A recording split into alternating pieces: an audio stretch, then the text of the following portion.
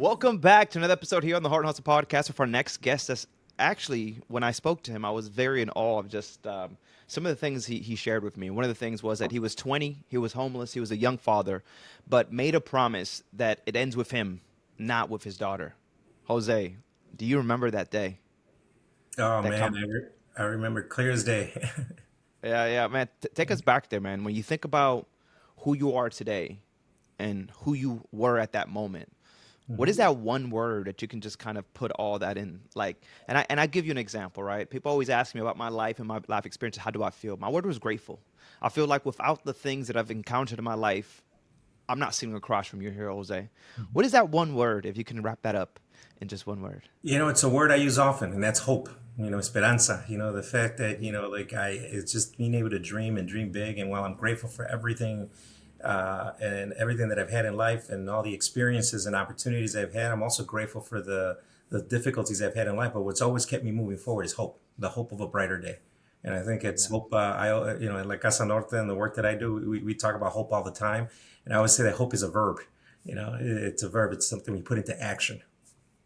Tell us the organization. You just mentioned it.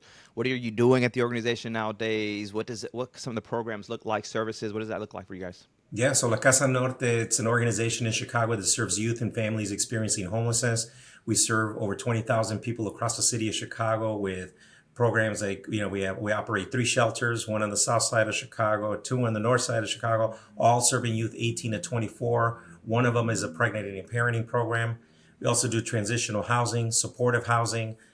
We in our main building of our main building at our main hub, we have a food pantry that we operate with a partner called Nourishing Hope, and we have a health clinic that's operated by an organization here in Chicago called Howard Brown. And then, as needs arise, we're always looking and collaborating with other nonprofits and organizations to make sure that the communities that we serve are being served properly. You've been in nonprofit your whole life. Like, where does that all come from? Yeah, I mean, I've worked in nonprofit pretty much my entire life. I've always worked with nonprofits, but I've worked. I did some time in government. I worked for the city of Chicago as a deputy commissioner of public health.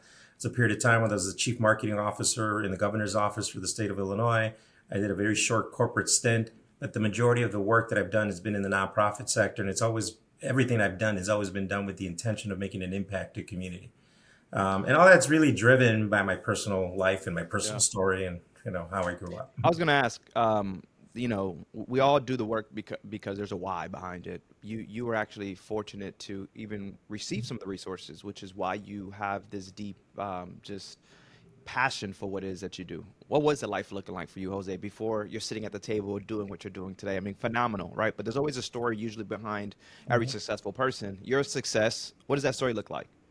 Yeah, I look at my story. My story really starts predates all of me, and it really starts with my mom and my mom making a decision that she was gonna come to the U.S. to create a better life for the children that she already have. At that time, she already had eight children. She brought five of them with her, and she was really looking at to create a better life for herself and the children that she had. She gets to the U.S., leaves an office job in Mexico, was doing okay, but not great. But, she left there and comes here and finds out that the U.S. wasn't everything she expected it to be, that it wasn't going to be as easy as she thought it was going to be. Facing discrimination, issues with immigration became difficult for her. And all the work that she could really find was factory work. And she had never worked in a factory in her life, but that's what she started doing when she came to the U.S. And for most of my life, that's what she did. About a few months after she gets here, she meets my father. They get together. He's from a pueblo in Mexico, a small little town in Guanajuato, Mexico. Very different people. They don't have any. The only thing they have in common is me. Uh, so I joke that I was a love child of the '70s. They got together. They made me. They weren't together, but they were. But my father was very involved with me and my mom at an early age. And then at that time there started being some immigration crackdowns in the U.S. My dad ended up getting deported. He's gone for a while, and that leaves my mom with not only the children that she already had, but me as well now, and she has to figure out how to fend for herself. My mom worked two jobs most of her life. She went from one shift to the next shift, always factory work, always working very hard, but always had a hard time making ends meet.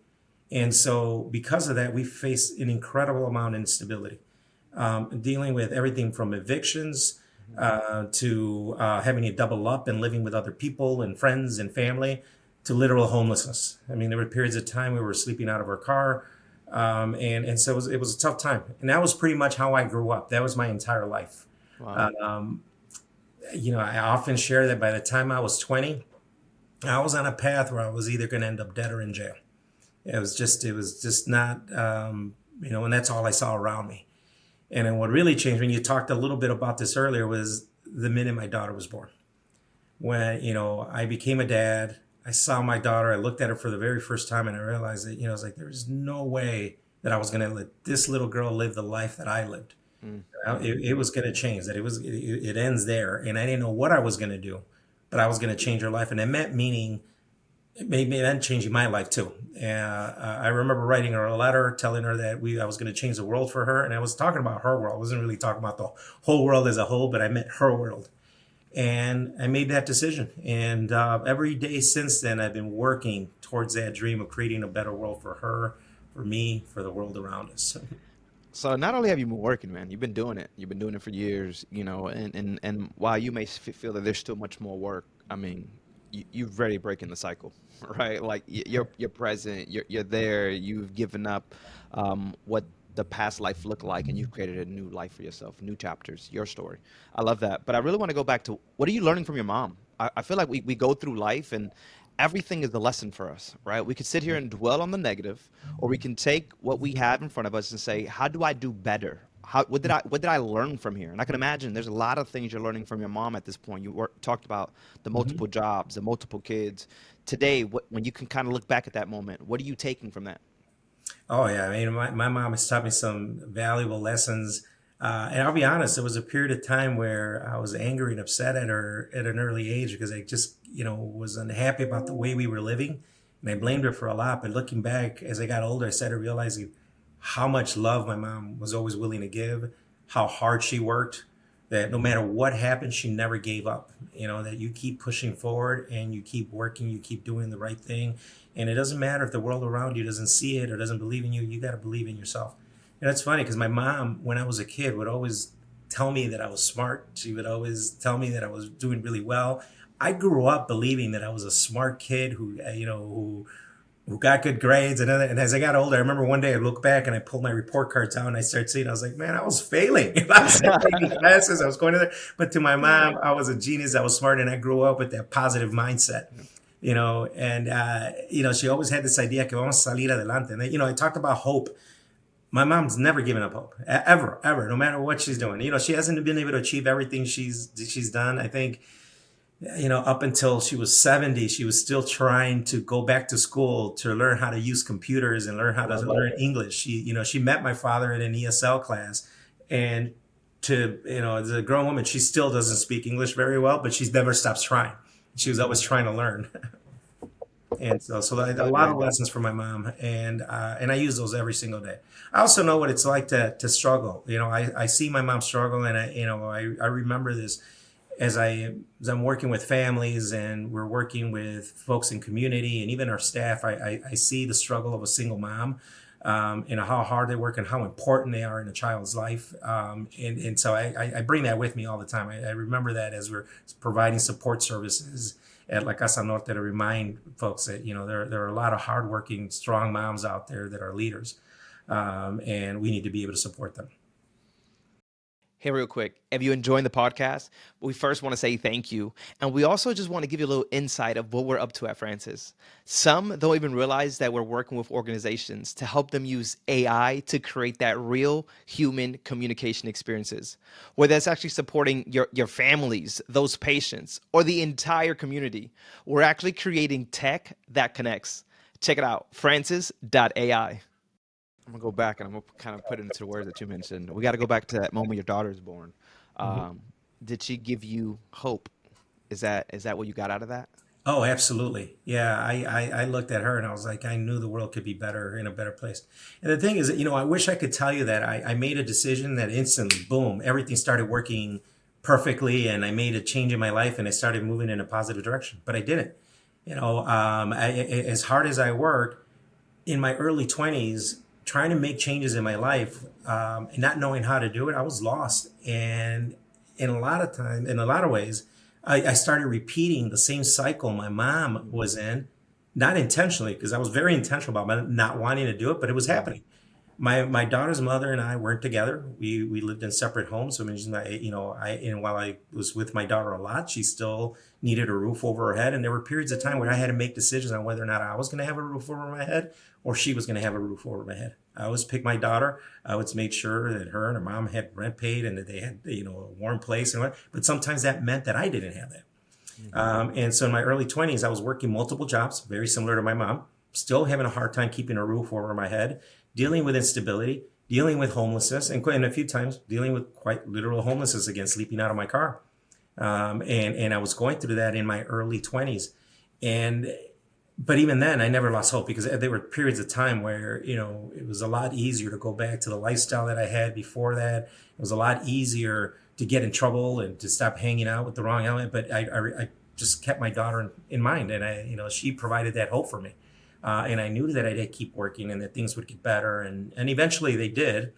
Um, but it wasn't until I had a stable household, and that's why housing to me is still believe that it is the number one issue that we need to be focusing on, because when you're stuck in that moment, when you're homeless, you have no housing, the only thing you're thinking about is what's in front of you. You're thinking about your next meal. You're thinking about having a roof over your head. You get and if you stay for long periods of time that way, you get stuck in what I call survival mode, where you're only thinking about the immediate survival. You're not thinking about the future. So we got, Well, then I go back to Jose to those grades, right? I like you wasn't the smartest kid in the room on paper. I probably was the smartest kid in the room, like what your mom said, right? On paper, I probably wasn't the smartest, and I would get in trouble because I like to be a class clown. But it's also a place that I found it's kind of the escape from reality was school for me. So I was always, I had a lot of friends. I was well known, but I was always in trouble and barely graduated high school. But I don't think that it wasn't because, again, I wasn't smart. It just life was happening. You mentioned the lack of eating, the lack of a home, the lack of just structure. So when you talk about school and grades, your mom knew you were smart. Do you think you just weren't performing because what life was happening? 'Cause I think a lot of our young kids, they show up and no one knows they're homeless. No one knows what's going on at home. And it's not that these kids are, and I think that's where to me, there was teachers in my life that seen me for who I was and not for the moment I was going through. Do you feel that was happening in your life as you were growing up as well? absolutely. I mean, for sure. I mean, I still, when I look back at my childhood and how I grew up, I really believe that there were so many things that were happening there that even as hard as my mom tried and as much as she worked, and even though I was, I still believe I was a pretty bright kid. I just didn't get the grades in there. The systems weren't set up for us to succeed. Correct. We were dealing with a broken immigration system that, allowed my mom, people to steal her wages, that took advantage of her, while a system that was taking advantage of her and put her in a situation where, as much as she worked, she just wasn't being able to make ends meet.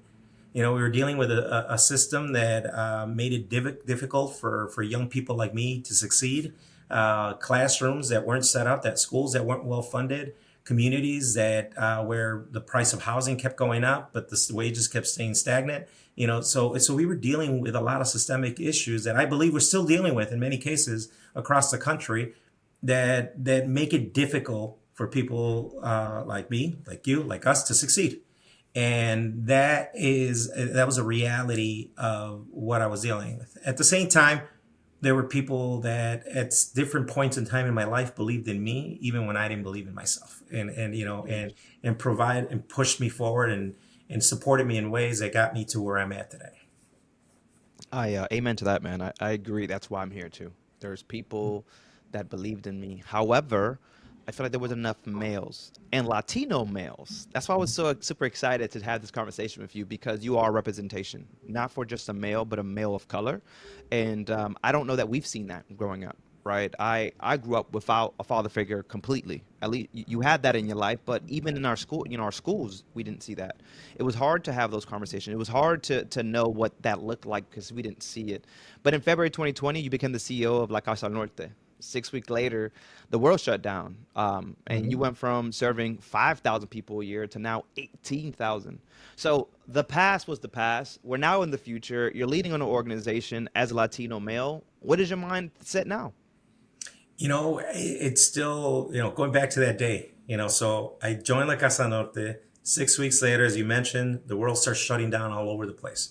And what that means is that places where the young people were traditionally go to, schools were shut down.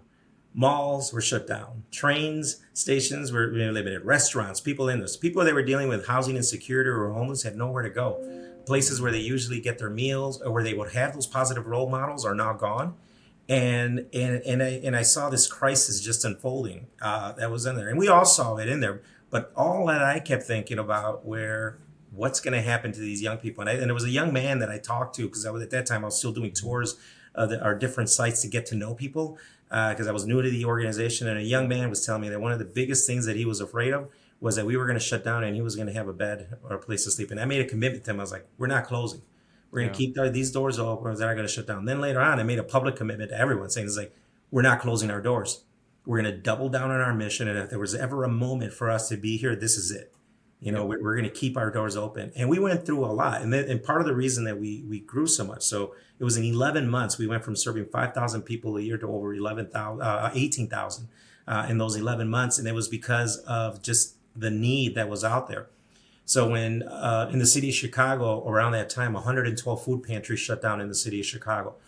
We worked with our partner, Nourishing Hope at the time, to expand the hours, days of operations, and the food access that we were providing at our Humble Park location. And then working with other partners and folks in community, we started working with young people because that was the other thing. It was like there were a lot of young people that now had idle hands. And I was like, we got to get them busy. And started recruiting young people to do food distribution in different neighborhoods throughout the city of Chicago. We were doing pop-up food pantries, showing up for a couple hours, just parked up on a corner and distributing food to families That's that so needed cool. it.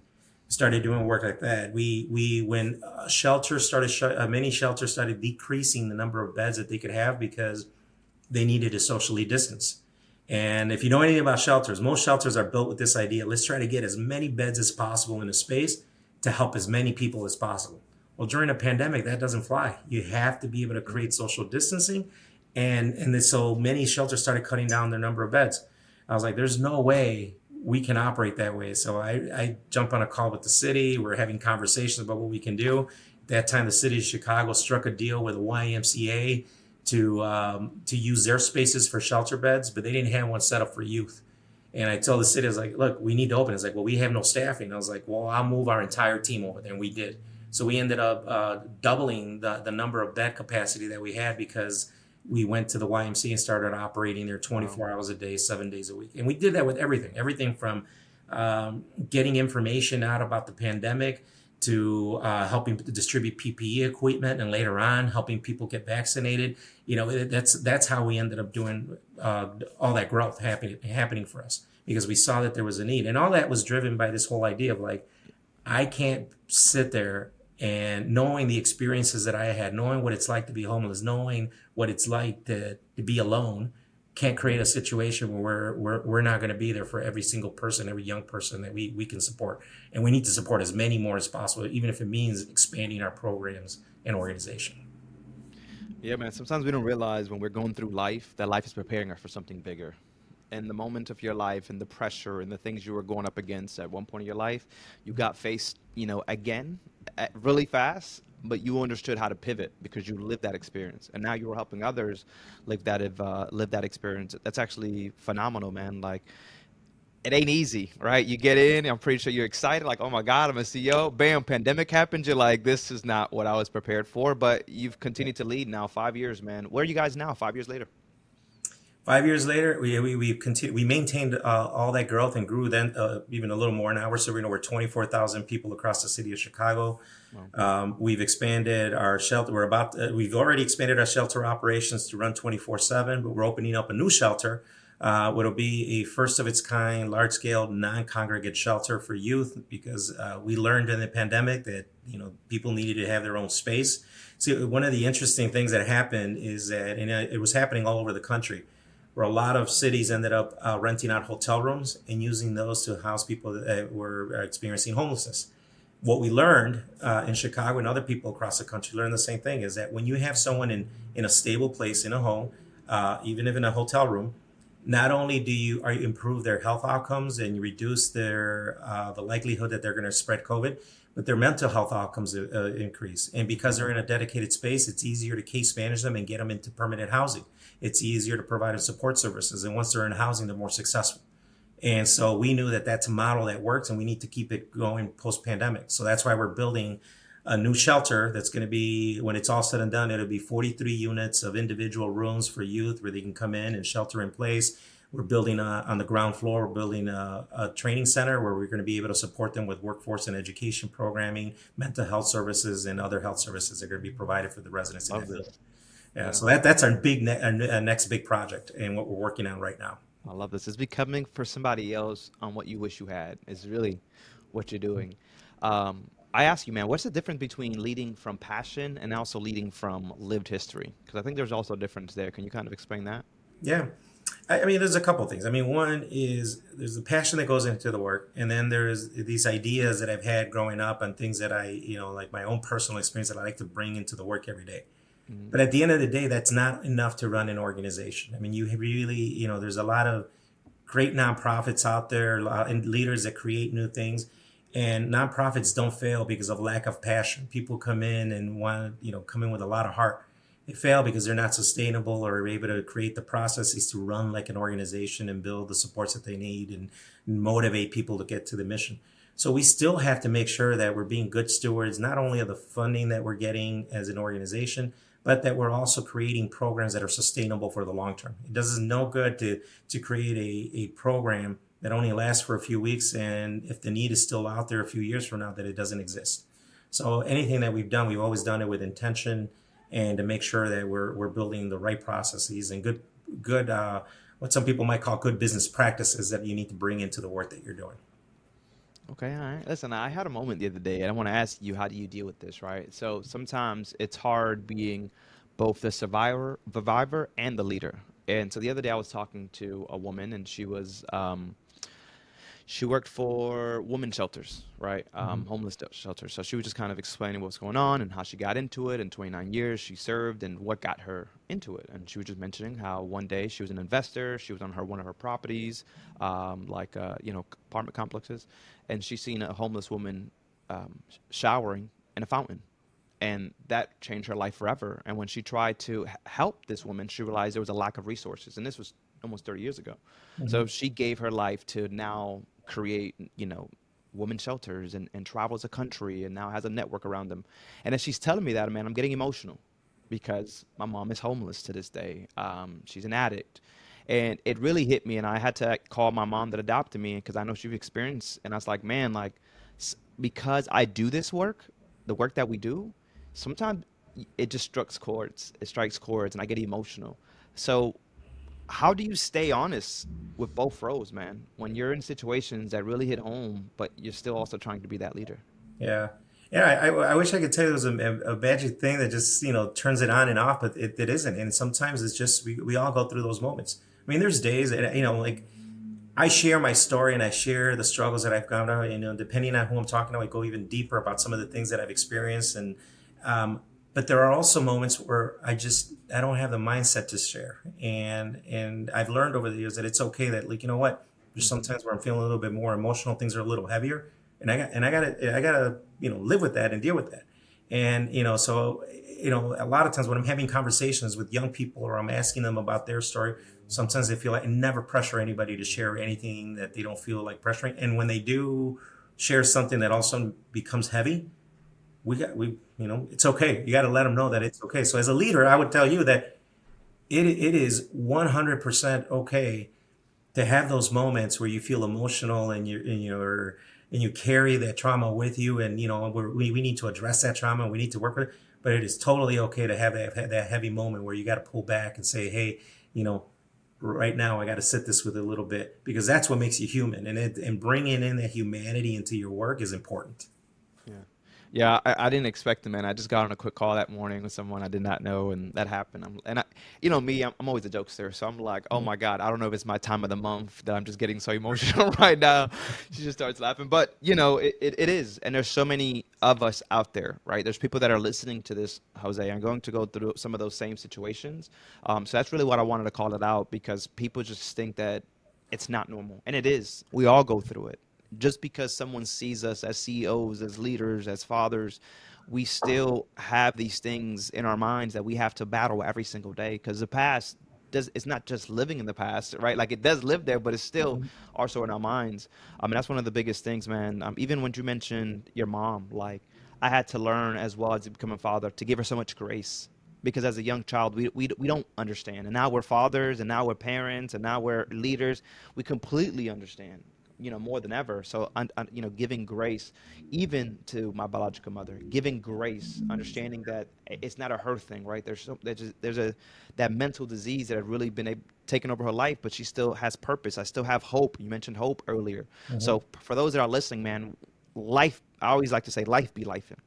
Today life may not look as good for you. But that doesn't mean that tomorrow, right? You just have to have hope. That doesn't mean tomorrow won't be a better day. You have to find these resources. Did you grow up in Chicago, by the way, Jose? I did. Born and raised my entire life in the city of Chicago. Grew up on the south side in a neighborhood we call the Back of the Yards, which is a very hardworking neighborhood in the city. So how does that feel, man? That you're home doing this work, man. A lot of people would say you have to leave your home to be successful, but you've been successful in the same place that you grew up. What does that feel like? I mean, it feels good because it's home, and I recognize some of the changes and Hmm. the neighborhoods that we're going in. But it also feels really good to be able to see so many positive things. You know, again, I try to keep a positive mindset, and I'm always thinking about hope and putting hope into action. And when I see people, you know, in our community, people that grew up in the same neighborhoods that I did, doing big things and doing great things, it's a big motivator. You know, I see the positive that's in there. And so I love being in the city of Chicago. I still tell people it's the greatest city in the world. It is. You know, you have everything you need here. But it doesn't mean that we can't make it better and continue to invest in young people and communities and be able to support them. And so I love the fact that I have the opportunity, and by the grace of God, I've been given the opportunity to be here to be able to continue to support community and family. We as leaders are taught to, you know, pour into others, but not taught how to pour into ourselves. How are you pouring into yourself? Oh man, that's a tough one. How do you pour into yourself? You know, I think you do have to do it. I mean, you have to make sure that you're, you know, you probably heard this analogy often, right? You know, if you're on an airplane and, you know, there's an emergency, they always put on your mask first before you help someone else on. And it's important because you got to be there to be able to support them. And I mentioned earlier about my daughter and growing up, and you know how there was periods of time where I, you know, was so focused on helping her that I wasn't doing anything for myself. And I realized that in the long run, not investing in myself, not making sure that I not only was housed, but that I was educating myself, that I was learning, that was going to make it difficult for me to be a good father for her. And if I really wanted her to succeed, I needed to do well. And I see that even now as leaders, we need to make sure that we are physically, mentally, and emotionally fit to be able to lead so that we can take care of the people that are around us. So I do a lot of things. One, I make sure that I balance enough time with family. I love being with my kids and my wife, and you know, so I make sure that I carve off enough time to be able to do that. And I have some times that are just uninterrupted, and it's family time. I also make sure that I'm always learning, that I'm always trying to continue to be educated and learn about things that are outside my comfort zone. Like right now, I'm actually working on my MBA. So Let's go. I'm going to Kellogg Northwestern University to get that MBA, and I'm really proud of the fact that I have given myself time to be able to take time away from that work to be able to do that. And sometimes it means that saying no to other things. So it means cutting back on family work and to be able to do that. But I know it's important because over the long run, I know that it's if I want to continue to make an impact, I got to keep learning and educating myself. Yeah. I love it. You got to learn every single day. So I ask you because you said every day you're learning. What did you learn yesterday? What did I learn yesterday? Yeah. Oh man, you know what? It's funny because yesterday it was I was watching a football game with my brother, and we were both so emotionally charged and invested in that game. The week before that, we're Chicago Bears fans. They Mhm. lost last week. Last week they beat Philly, and I got a family member who's a big Philly fan, and we were calling him and joking around and messing with him, just giving him a hard time because they lost in there. Yeah, yeah.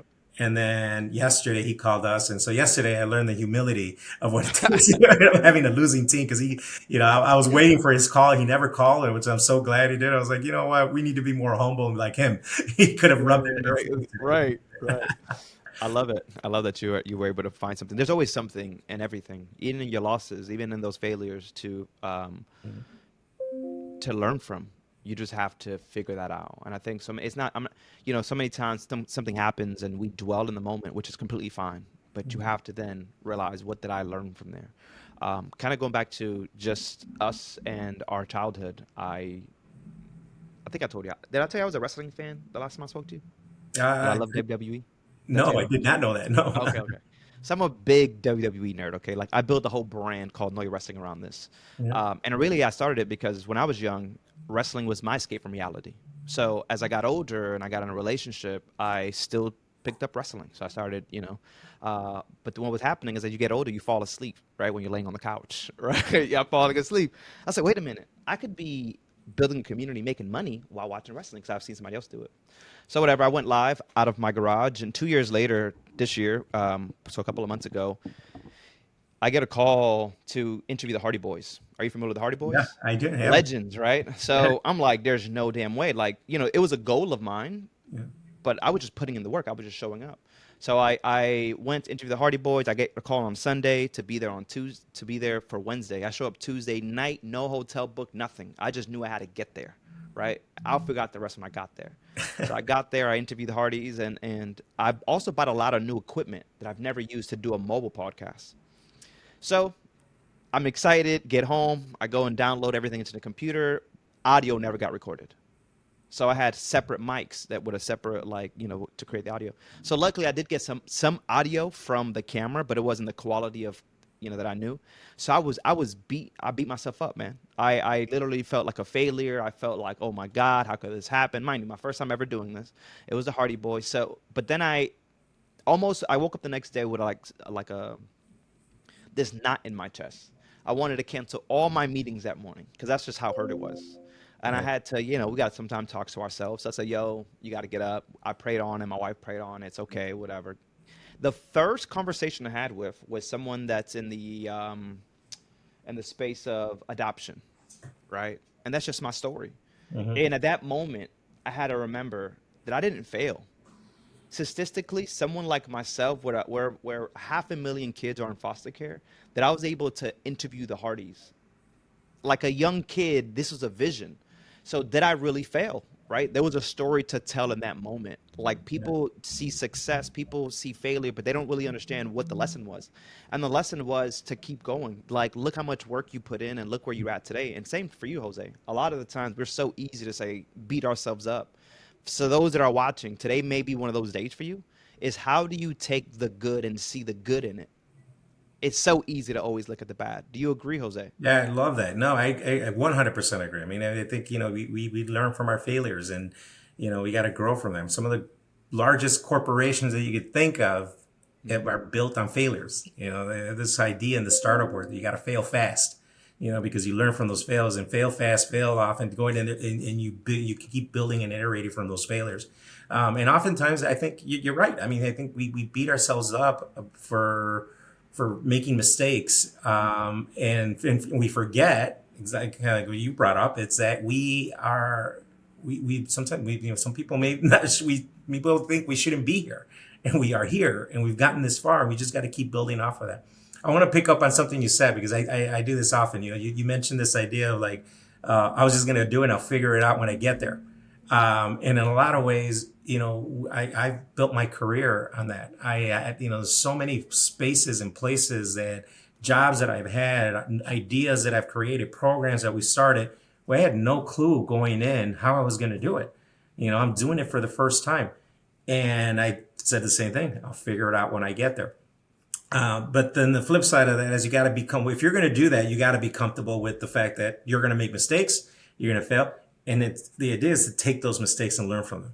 So you shouldn't lose that entrepreneurial spirit. Anybody who's out there listening, you should 100% keep doing things. You're not going to know, everything's not going to be perfect. You're not going to know how to, an answer to something before you go into it, but you'll never learn it if you don't get in there. So go ahead, keep doing it, learn when you get there, and then be okay with it, get comfortable with failure and build from Yeah. there. And being okay with closing the doors and walking away Yeah. more than anything, right? Like 100%. I had to learn that whether I was in a corporate world, whether I was 23 years old when I had a cafe downtown Orlando, and I remember having to close the doors, feeling like, oh my, that was my first like moment where I felt like I really failed, right? However, I was working a daytime job, 6 in the morning to 4, and then going to my cafe from 5 to 2 in the morning, and I was doing that for about a year. So did I really fail? Like I was being successful. What I Yeah. should have done at the moment is I should have walked away from my corporate job and stayed with the business, right? But there was lessons that I had to learn. But I remember not wanting to close the door and asking my mentor, like, should I get an angel investor? Like, I don't want to. I don't want my friends to seem like I failed. I don't want to feel like a failure. And he's like, there's people twice your age, Efrain, asking themselves, I wish or could I open up a business? And you did it.